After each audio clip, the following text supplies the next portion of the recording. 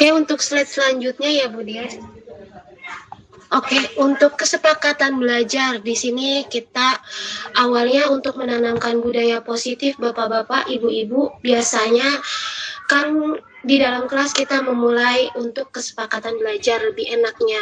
Beda ya antara kesepakatan belajar dengan peraturan yang ada di dalam kelas, itu sangat berbeda sekali. Untuk kesepakatan belajar itu timbul atau muncul itu dari diri anak, jadi dari peserta yang maunya apa selama proses belajar. Di sini ada yang pertama adalah seluruh peserta memiliki kesempatan untuk berpendapat. Lalu kedua, berpikir terbuka dan saling menghormati. Ketiga, jika ada satu peserta berbicara, maka peserta lain mendengarkan, jadi menyimak ya. Tidak ada yang berbicara, jadi saling mendengarkan. Lalu keempat, berpendapat setelah dipersilakan. Yang kelima, berpartisipasi penuh dalam forum. Misalnya kalau ada diskusi, boleh kita ikut langsung menuangkan ide atau sarannya. Lalu yang keenam adalah mengikuti sesi kelas dengan perasaan yang gembira. Jadi di sini anak-anak dituntut oleh, maksudnya untuk kesepakatan kelasnya seperti ini nantinya akan berjalan ke depannya. Slide selanjutnya. Boleh Bu Dias. Nah, di sini ada lingkaran budaya positif Bapak Ibu. Di sini ada lingkungan positif, ada keyakinan kelas, lalu ada satu lagi peraturan kelas ya. Di sini beda ya, keyakinan peraturan. Peraturan itu dibentuk biasanya sudah ada dari sekolah, jadi sudah kesepakatan guru, jadi guru yang sudah menetapkan, sekolah yang sudah menetapkan, kalian tidak boleh terlambat. Jam masuk sekolah kalian adalah 6:30, ya itu adalah suatu peraturan. Kalau keyakinan kelas itu biasanya anak-anak yang buat, misalnya di dalam kelas di pembelajaran mungkin biologi ya, pembelajaran biologi, pas pembelajaran itu harus seperti apa anak-anak maunya, kalian ke depannya mau apa, seperti apa pembelajarannya, mungkin jangan berisik Bu di kelas. Yang kedua ada lagi siswa yang mengutarakan menyimak Bu saat teman berpendapat. Ada lagi yang bicara saling menghormati Ibu. Oh, itu namanya kesepakatan atau ya, keyakinan kelas. Jadi itu sudah terbentuk siswa yang buat dan kita semua melaksanakannya, dan itu alhamdulillah budaya positif ini juga tadi sudah saya laksanakan atau saya terapkan ke peserta saya pas saat LDKS tadi. Kebetulan saya memegang kamar, jadi ada guru penanggung jawab di kamar itu. Sesampainya anak-anak di villa itu, saya masuk ke dalam kamar mereka, saya kumpulkan mereka, kita bareng-bareng membuat kesepakatan kamar ini, kalian mau apa? Saya bilang gitu. Jadi di situ ada anak yang bilang, Bu, jaga kebersihan. Nah, lalu ada lagi yang bilang, itu Bu Vina, sampah-sampah langsung dibuang ke tong sampah. Itu namanya. Jadi, nah alhamdulillahnya ketika kita tadi pulang, gladi bersih ya, gladi lesik ya, kalau misalnya maksudnya operasi semut itu alhamdulillah kamar saya itu termaksud, maksudnya bersih lah dibanding yang lainnya dibanding yang lainnya, karena awalnya saya buat kesepakatan dalam kamar itu. Jadi mereka pas saya masuk, pas saya sidak mau pulang itu alhamdulillah sampah-sampah walaupun ada tapi sudah ada di kantong plastik dan siap dibuang ke tong sampah itu. Jadi di sini budaya positif itu sebenarnya sudah ada, diterapkan oleh kita semua gitu. Pribadi kita juga sudah ada, cuman bagaimana kita menjalankannya. Selanjutnya Bu Dias boleh. Slide selanjutnya. Oke, di sini ada budaya positif di sekolah adalah nilai-nilai keyakinan Bapak Ibu, keyakinan-keyakinan dan kebiasaan-kebiasaan di sekolah yang berpihak pada siswa agar siswa dapat tumbuh dan berkembang menjadi pribadi yang bertanggung jawab, kritis dan penuh hormat. Jadi keyakinan sekolah ini akan membentuk anak-anak nantinya. nantinya akan terbentuknya anak yang bertanggung jawab akan tugas-tugasnya, terus anak-anak yang kritis, anak-anak yang penuh hormat, apalagi kalau kita sudah terbentuk anak-anak itu di rumah ya. Kadang anak-anak itu ada yang sudah terbentuk di rumah, kebiasaannya unggah-ungguhnya dia berbicara, unggah-ungguhnya dia bersalaman itu sudah terlihat kalau memang dia sudah dibentuk di rumah gitu ya. Slide selanjutnya boleh Bu Dias. Lalu langkah-langkah budaya positif apa aja sih Bu Vina pada anak di sekolah? Karena kita di lingkup sekolah ya Bapak Ibu, yang satu adalah posisi kontrol guru sebagai manajer. Jika ada murid yang melakukan pelanggaran tata tertib, maka guru akan bertanya kepada anak tentang alasan mengapa anak tersebut melanggar aturan dan membuat kesepakatan keras untuk melakukan tindakan perbaikan. Kadang kan di sini ya, sekarang kan model teori, maksudnya kurikulum ini kan kita dilarang, bukan dilarang ya, kita memang dilarang marah untuk anak ya, dilarang marah kepada anak. Di sini saya sendiri pun, kita juga guru-guru di sekolah saya juga sudah menerapkan itu. Jadi ketika anak melakukan kesalahan itu, kita hindari mengintimidasi anak. Kita di situ berlaku sebagai manajer anak, yang dimana kita dapat membentuk pribadi dia. Gitu. Nanti anak itu akan menjadi pribadi yang bertanggung jawab, tadi yang saya bilang, akan menjadi pribadi yang kritis, lalu yang maksudnya yang saya ingin berubah loh, ada kata-kata itu. Jadi dibentuk di sini kita berlaku sebagai manajer. Jangan sekali-kali kita mengintimidasi anak, apalagi anak yang memiliki pelanggaran atau memiliki kesalahan. Jadi anak itu ditanya, kayak misalnya anak itu terlambat, kita nanya, "Nak, kok terlambat?" Iya Bu, kita dengerin dulu, kita dengerin anak itu kenapa dia bisa sampai terlambat. Oh iya Bu, maaf, tadi padahal saya sudah berangkat dari pagi, tapi kebetulan di jalan itu ban motor saya kempes Bu, jadi saya harus nyari bengkel dulu Bu, muter-muter bengkel belum ada yang buka gitu. Masih pagi, jadi saya lama di situ Bu. Nah, ada lagi yang alasannya, iya Bu, ayah saya pakai mampir Bu ke pom bensin dulu, udah gitu pom bensinnya ngantri lagi. Nah itu dia. Jadi kita harus mendengarkan cerita versi anak itu gimana sih gitu. Ya Bapak Ibu. Oke, selanjutnya boleh Bu Dias. Nah ini perubahan paradigma stimulus respon terdapat dalam teori kontrol. Pasti Bu Vina, stimulus respon itu saya di sini mengambil stimulus respon dari teori Ivan Pavlov, di mana teori yang memiliki dasar pandangan bahwa perilaku itu termaksud perilaku yang berbahasa, bermula dengan adanya stimulus atau rangsangan yang segera menimbulkan respon, jadi segera menimbulkan reaksi.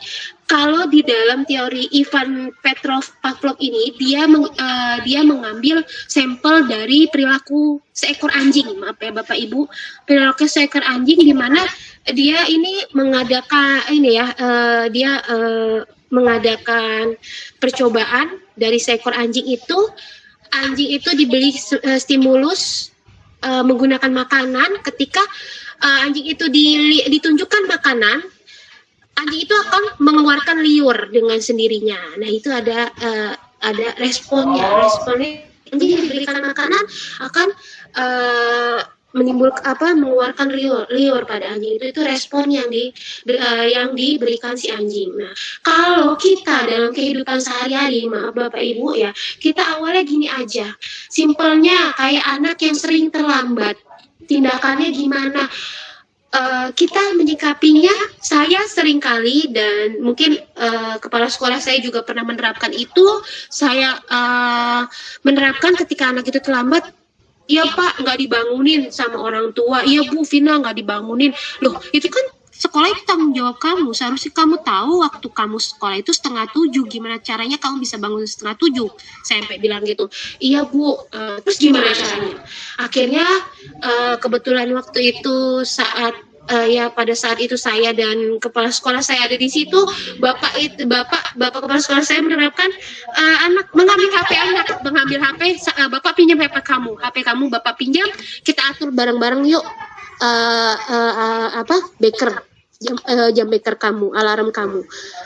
Kamu bangun jam berapa? Subuh. Dari subuh mulai itu jadi diulang-ulang sama beliau, itu diatur bunyi alarm itu diulang-ulang. Jadi dari situ, di sini kita bisa lihat stimulusnya ketika kita mencoba mengubah orang agar berpandangan sama dengan kita. Teori kontrolnya kita berusaha memahami pandangan orang lain tentang dunia. Lalu selanjutnya stimulus responnya perilaku buruk dilihat sebagai suatu kesalahan. Lalu teori kontrol semua perilaku memiliki tujuan. Pastinya setiap perilaku pasti punya tujuan walaupun berbeda cara menyikapinya ya. Lalu orang lain bisa mengontrol saya. Hanya Anda yang bisa mengontrol diri Anda. Jadi dari teori kontrol ini pun udah ketahuan yang bisa mengontrol diri kalian itu adalah yang bisa kayak misalnya saya tahu loh, saya itu keras kepala, gimana caranya ini saya hilangin sikap keras kepala saya itu gimana caranya? Ya itu dengan mengontrol diri saya. Gimana caranya? Hanya kita yang tahu gitu. Lalu selanjutnya pemaksaan Anda pada saat bujukan gagal. Lalu di dalam teori kontrolnya itu kolaborasi dan konsensus menciptakan pilihan-pilihan yang baru. Lalu selanjutnya dalam stimulus respon model berpikir menang kalah. Dalam stimulus respon itu bisa dilihat. Lalu di sini dalam teori kontrolnya model berpikir menang-menang. Jadi di sini kita sendiri guru itu intinya menjadi pribadi yang dicontoh nantinya sama murid. Kita menerapkan kepada murid, murid tidak boleh terlambat pada saat masuk sekolah gitu. Ya seenggaknya guru juga harus bisa bersikap on time pada saat dia masuk dalam kelas itu. Jadi di situ aja sudah harus dibina gitu. Selanjutnya Bu Dias boleh. Bagian kedua mengenai budaya positif itu membuat kesepakatan kelas yang tadi sudah saya terapkan. Kesepakatan kelas itu merupakan aturan-aturan untuk membantu guru dan murid bekerja bersama membentuk kegiatan belajar mengajar yang efektif. Kesepakatan kelas terdapat harapan guru terhadap murid, harapan gurunya apa, dan harapan murid juga terhadap guru apa. Kesepakatan yang disusun harus mudah dipahami dan langsung diterapkan. Dapat diperbaiki dan dikembangkan secara berkala. Jadi kita kan nggak bisa ya merubah pribadi anak-anak. Karena saya pun juga gitu ke anak saat saya menangani kasus anak. Contohnya ada anak yang ketahuan merokok. Saya sampai tanya ke dia loh, nak kamu dibolehin sama orang tua kamu di rumah merokok? Enggak lah Bu, tapi sudah ketahuan. Jadi orang tua saya bilang apa boleh buat, kata dia gitu. Sampai dia bilang, bahkan orang tua saya udah menasehati saya Bu, tapi memang sayanya aja yang dablek bahasa Jawanya gitu. Nah saya bilang, terus sampai saya tanya berapa batang kamu merokok, sehari berapa batang?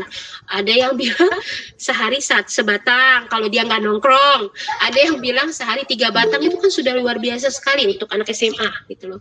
Sampai saya bilang, nak coba deh, untungnya kamu merokok itu apa? Saya sampai ibaratkan rokok itu seperti 1 batang rokok itu berapa? Bu Vina mau tanya, 2.000 Bu, kalau rokok filter, sampai dia bilang gitu. Nah itu kamu kayak bakar duit lintingan 2.000, tau nggak? Lintingan 2.000 itu, duit 2.000 itu dilinting sama kamu, ya itu kamu bakar duit itu, saya bilang gitu.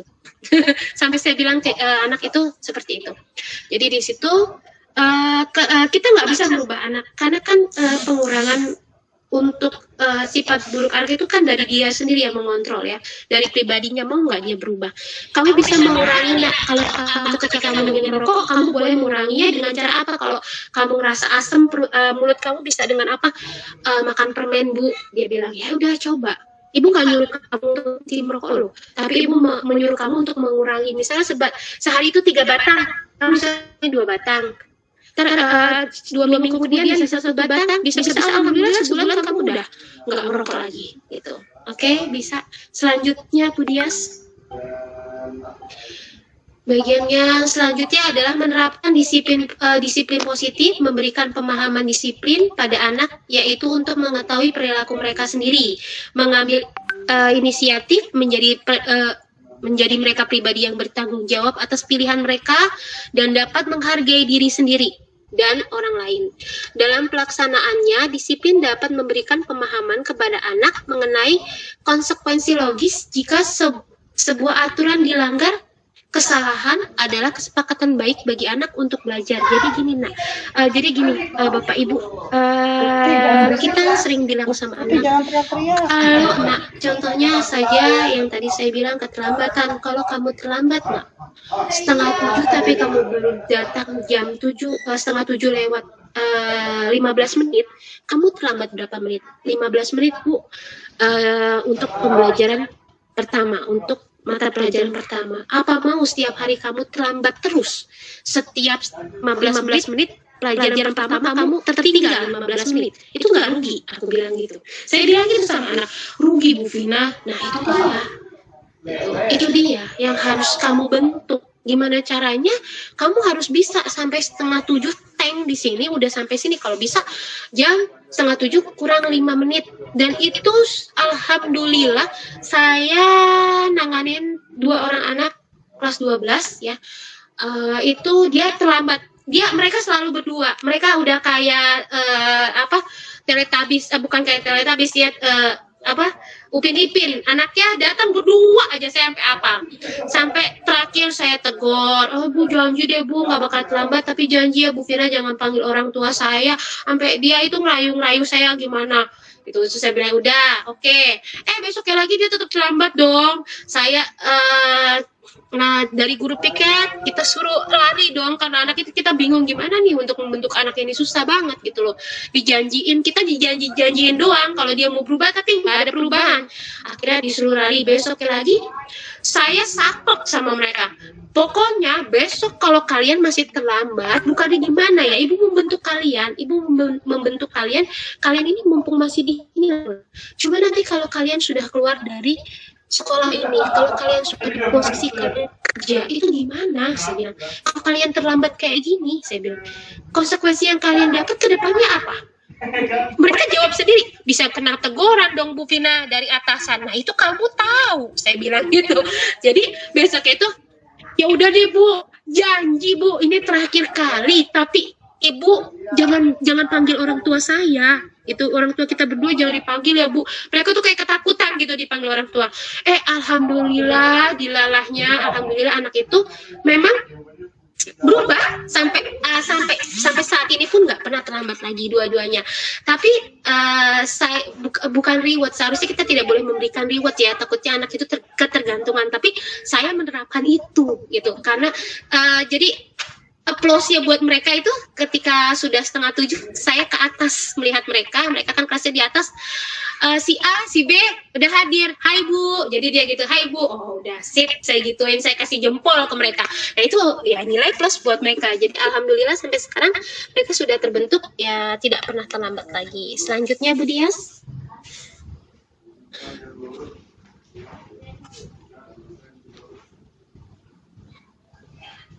Apa itu restitusi sih Bu Vina? Restitusi adalah proses menciptakan kondisi bagi murid untuk memperbaiki kesalahan mereka sehingga mereka bisa kembali pada kelompok mereka dengan karakter yang lebih kuat. Restitusi juga merupakan proses kolaboratif yang mengajarkan murid untuk mencari solusi untuk masalah mereka dan membantu murid berpikir tentang orang seperti apa yang mereka inginkan dan bagaimana mereka harus memperlakukan orang lain. Di sini kita belajar dari arti restitusi itu apa gitu. Jadi di balik anak itu sebenarnya anak itu nggak ada anak yang bodoh ya. Ya, jadi kita nggak ada anak yang bodoh, hanya dia belum menemukan guru yang Pak Hadi? Guru yang apa Pak Hadi kemarin itu? Saya jadi lupa. Guru yang tepat ya. Guru yang tepat. Jadi itu. Jadi di sini juga nggak ada anak yang bodoh, nggak ada anak yang nakal, nggak ada. Saya anti banget tuh yang namanya mencap anak itu, nggak pernah saya. Jadi saya selalu bilang, anak itu baik. Pada dasarnya mereka tuh baik gitu, mereka baik kan, mengibaratkan anak ini seperti kertas kosong yang kita yang menuntun mereka mau dijadiin apa sih anak ini, tulisannya mau nantinya bagus kah atau jelek kah, itu kan kita yang membantu mereka gitu, kita yang membantu mendorong mereka, dan mereka juga yang nanti akhirnya menjadi pribadi yang mandiri dan bertanggung jawab. Jadi di sini ada merupakan proses kolaboratif ya. Jadi sama-sama guru membimbing anak, anak juga nyaman sama kita, itu kan akan timbul perubahan kepada anak. Lalu selanjutnya Bu Tias. Di sini ada penerapan segitiga restitusi. Nah, di sini kita bisa lihat Bapak Ibu bahwa penerapan segitiga restitusi itu dimulainya sih pada dasarnya perubahan itu perubahan itu biasanya kan dari diri sendiri ya. Kamu tentu punya alasan mengapa melakukan itu. Jadi tadi yang saya bilang, jangan pernah menjudge anak. Coba kita tanyakan dulu versinya mereka tuh kenapa, kok bisa seperti itu gitu.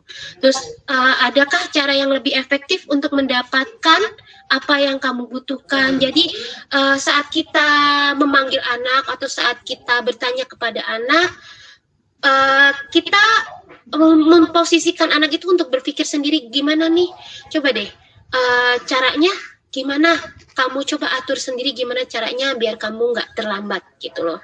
Lalu dengarkan keluh kesahnya dia dulu, apa sih cerita kamu itu loh. Kan kalau kita bilang ya udah terlambat ya terlambat gitu loh, enggak gitu. Di situ ada cerita di balik keterlambatan dia, itu yang harus kita dengarkan. Keyakinan kelas apa yang telah kita sepakati, yang kayak tadi kita buat keyakinan kelas.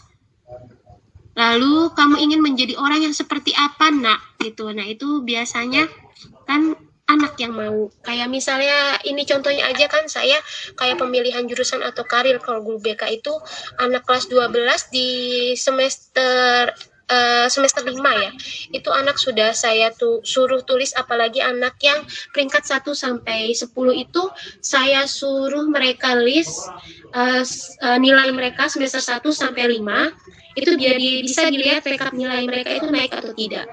Ketika mereka ingin minat mereka, misalnya mereka ingin ke kebidanan atau keperawatan. Kalau untuk IPA kan jurusan IPA itu harus yang nilai yang harus dipentingkan mereka itu untuk rekapnya naik itu adalah ya biologi, fisika, kimia, matematika, bahasa Indonesia, bahasa Inggris. Ya, itu 6 nilai itu yang harus. Jadi itu naik nggak rekap nilainya? Gitu. Nah, itu kita pantau terus. Dari situ pun kamu mau kemana, yuk kita bantu fasilitasi, kamu juga bantu berusaha. Kan kita nggak bisa kamu yang berusaha aja terus ibu nggak bantu kamu, kan juga nggak bisa nah gitu. Jadi sama-sama kita yuk bareng-bareng kita rubah anak yang tadinya mungkin dia di rumah itu punya masalah atau agak bengkok sedikit, bisa diluruskan di sekolah sama gurunya, karena kadang biasanya anak itu lebih mau sama gurunya, lebih cenderung mau cerita sama gurunya dan lebih mau terbuka sama gurunya. Selanjutnya Bu Tias. 9 ciri-ciri restitusi. 1, bukan untuk menebus kesalahan, namun untuk belajar dari kesalahan ya Bapak Ibu. Lalu di sini memperbaiki hubungan. Ada ketiga lagi, tawaran dan bukan paksaan. Jadi restitusi ini tawaran dia mau jadi pribadi yang baik gak? Ayo gitu loh, kalau mau jadi pribadi yang baik ayo kita bantu. Bukan paksaan ya, bukan dipaksa ya kamu harus itu tuh kata-kata harus yang harus dihilangkan. Harus berubah, itu nggak bisa kayak gitu. Jadi memang tawaran, ada pilihan. Kamu mau seperti ini, nanti dampaknya seperti ini, apa kamu mau seperti ini tapi nanti hasilnya seperti ini. Nah, itu tawaran. Lalu restitusi menuntun untuk melihat ke dalam diri. Lalu kelima, restitusi mencari kebutuhan dasar yang mendasari tindakan. Lalu keenam, restitusi diri adalah cara yang paling baik. Lalu ketujuh, restitusi pada karakter bukan tindakan. Jadi restitusi itu dibentuk dari karakter ya, bukan tindakan. Lalu selanjutnya 8, restitusi fokus pada solusi, pemecahan masalah. Solusi, pemecahan masalah. Lalu selanjutnya yang terakhir, restitusi mengembalikan murid yang berbuat salah pada kelompoknya. Jadi dibalikin lagi gitu loh. Kayak misalnya dulu si A ini Bu Vina waktu ke 10 itu sikapnya nggak kayak gini deh Bu, katanya gitu. Kalau kata orang tua, versi orang tua yang cerita ke saya. Tapi kok ternyata di kelas 12 ini kok ada perubahan ya Bu. Tolong dibantu dong Bu, anak saya kenapa? Kalau ditanya sama saya tuh dia nggak mau jawab, nggak mau cerita. Nah itu juga, itu kita balikan dia ke diri dia sebelumnya gitu. Kita kayak saya sering face to face ya sama anak cerita, karena anak itu biasanya memang mau cerita ke gurunya gitu. Kalau orang tuanya mungkin dia agak suka. Selanjutnya Bu Dias. Nah, di sini penerapan budaya positif sudah bisa dilihat. Saya buat di situ ada kesepakatan kelas Bapak Ibu. Jadi setiap pelajaran itu beda-beda biasanya kesepakatan kelasnya. Nasionalisme di sini guru-guru juga sama murid itu berbaris rapi untuk mengikuti upacara bendera. Di sini ada restitusi. Nah, di sini kebetulan itu anak-anak yang saya tangani, saya rombak mereka, saya dibalikan ke mereka yang sebenarnya gitu, mereka nggak seperti itu gitu loh, harus diingatkan lagi gitu. Selanjutnya Bu Dias. Nah, di sini penerapan budaya positif pada peserta didik saya sempat menerapkan. Nah, ini yang 2 anak yang terlambat itu ada di kelas ini kebetulan. Anaknya, tapi alhamdulillah sudah berubah. Ini kelas 12 IPS 2. Nah, ini penerapan budaya positif saat itu pada saat rapat kelas 12. Ada orang tua murid di belakang saya, guru-guru, staf dan yang lainnya ada di belakang saya. Di sini saya memaparkan untuk terkait budaya positif, sebenarnya itu sudah kita terapkan ya. Contohnya saja kalau di sekolah saya, Bapak Ibu, mungkin di sekolah Bapak Ibu juga sudah diterapkan 5S ya. Salam, sapa, senyum, sopan, santun. Kalau di tempat saya itu, jadi semua guru itu ya berbaris rapi di pintu pagar sekolah itu untuk menyambut anak-anak datang. Apalagi guru piket itu sudah nomor 1, mereka di depan. Setiap sebelum 6:30 mereka sudah datang. Itu Bapak Ibu. Lalu pemaparan budaya positif di sekolah ini sudah saya lakukan, cuman memang kurang durasinya. Selanjutnya ini untuk ini yang di belakang itu guru-guru, ada lagi sih samping sebelah sini juga itu pada saat rapat ya adalah yang sudah biasa kalau yang mengantar anak sampai depan pintu gerbang itu kita sudah menanamkan budaya positif kita sendiri. Baik. Guru-guru ada di depan pagar. Oke, boleh selanjutnya Bu Dias. Nah, ini alhamdulillah ini juga sudah kita laksanakan, ini pemaparan mengenai kurikulum merdeka kalau nggak salah, tapi kita semua hadir.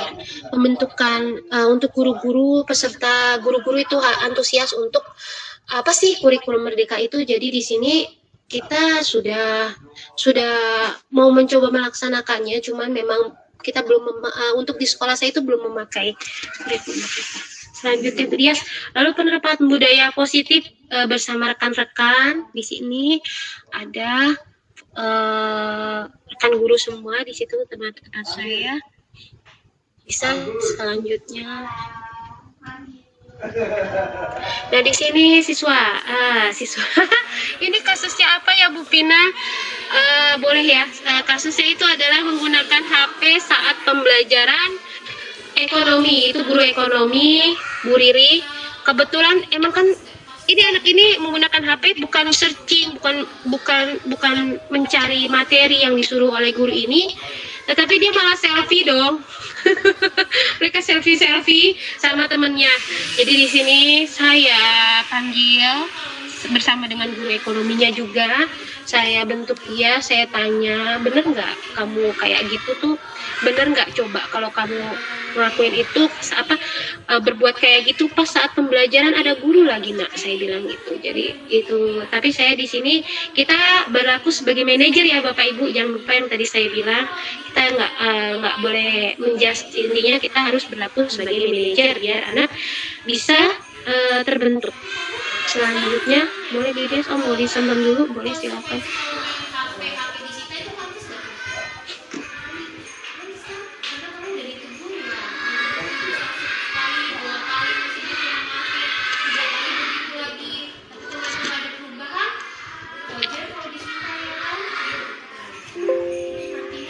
Kalau di sekolah saya Bapak Ibu, kalau anak itu ketahuan menggunakan HP sekali itu masih kita kembalikan. Mungkin tidak tahu kalau di sekolah Bapak Ibu peraturannya seperti apa. Tapi kalau sudah kedua kalinya HP itu kita tahan selama seminggu ya Bapak Ibu. Anak itu meminta dengan cara merayu-rayu mau gimana juga, kadang saya tidak terbawa oleh mereka. Mungkin ayo dong, HP saya minta dong, dikasih dong Bu, ini udah 2 kali loh catatan kamu. Itu kita tahan selama seminggu. Jadi HP itu ada di saya selama seminggu, nanti baru seminggu kemudian saya balikan lagi. Dan itu pun pengembalian HP saya selalu panggil orang tua, jadi anak disertakan, karena ketika itu anak menggunakan HP, kadang anak buka pas pembelajaran itu dia buka-buka yang lain, kayak Instagram ya Bapak Ibu, kayak Facebook gitu loh, kayak ya maksudnya bukan di ranah pembelajaran lah. Jadi itu kita sita. Ini HP-nya saya berikan karena anak ini baru sekali dan dia janji nggak akan mengulangi lagi, dan itu udah ada catatan di saya. Jadi ada catatannya, jadi ketika anak itu menggunakan lagi pasti ketahuan catatannya, oh udah 2 kali. Oke, Bu Dias. Oke, terima kasih Bapak Ibu. Mungkin itu aja yang bisa saya paparkan untuk budaya positif. Ada pertanyaan untuk terkait materi yang saya berikan dari Bapak Ibu, atau masukannya boleh, sarannya boleh.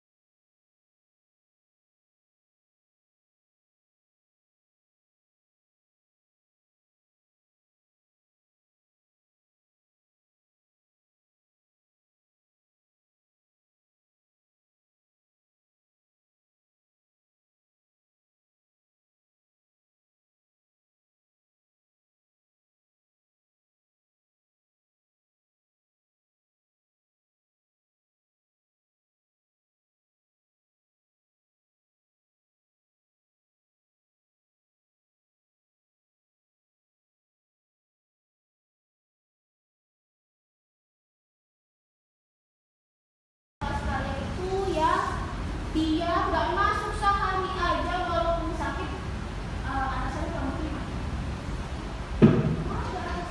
Pun ikut serta. Anak di sekolah diberi pembelajaran yang mana nantinya dibawa ke rumah, hasilnya itu pun dijadikan PR.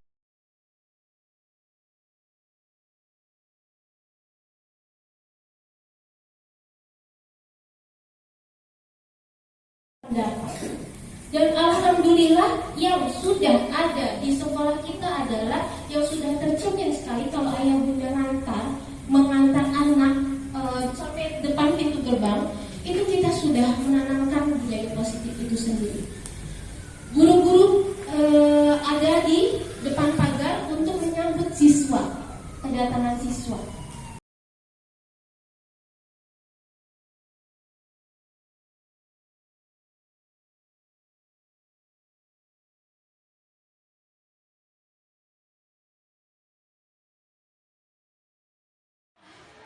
Saya main handphone saat jam pelajaran. Selfie, ketiga. Sekarang coba Vina tanya, kalau kayak gitu pantas nggak pas ada guru dapat mainin handphone? Loh, Jadi wajar nggak kalau guru itu? wajar. Nggak usah salah. Kenapa? Karena harus salah katanya. Tapi kalau misalnya Bu Vina sama Bu Guru dikasih kesempatan Dava untuk berubah, ke depannya kayak gini Bu. Udah bakal mulai. Ini yang pertama kali. Tapi jangan sampai ini kan hanya pelajaran budaya ya Bu ya. Nah kita kan nggak tahu nih pelajaran selanjutnya dia kayak gini nggak. Nanti kalau di pelajaran yang lain kamu juga kayak gini, kena lagi 2 kali sampai 3 kali HP kamu disita. Tapi kamu sekarang sebenarnya itu konsekuensi kalau main HP disita itu pantas nggak? Pantas kan? Karena kamu udah ditegur ya. Udah ditegur sekali, 2 kali masih dia maafin, 3 kali begitu lagi. Tapi ternyata nggak ada perubahan. Wajar kalau disita ya kan? Terus nantinya ke depannya di sini nggak mau kayak gini lagi. Kalau kecuali guru itu mengizinkan ya Bu. Tapi Bu Diri kadang menyuruh anak sedih. Tadi saya minta mereka mobil mahal, tapi malah selfie. Dapat. Ya, jangan sampai buat Bu Vina, Bu Diri kecewa lagi ketika nanti ada pelajaran lain dapat HP-nya kesita. Bu Vina nggak bakal kasih lagi. Sampai dapat nangis merengek-merengek gimana? Ya nggak bakal gitu. Kalau nanti Dava udah masuk dunia kerjaan juga kayak gini ya. Kalau kita kerja mainin HP, ya emang gak gerak tuh namanya apa atasan pasti gerak kan? Dava kamu kerja mainin dulu pasti ditegur lah Dava. Ini buat pembelajaran Dava. Ya, Bu Vina sama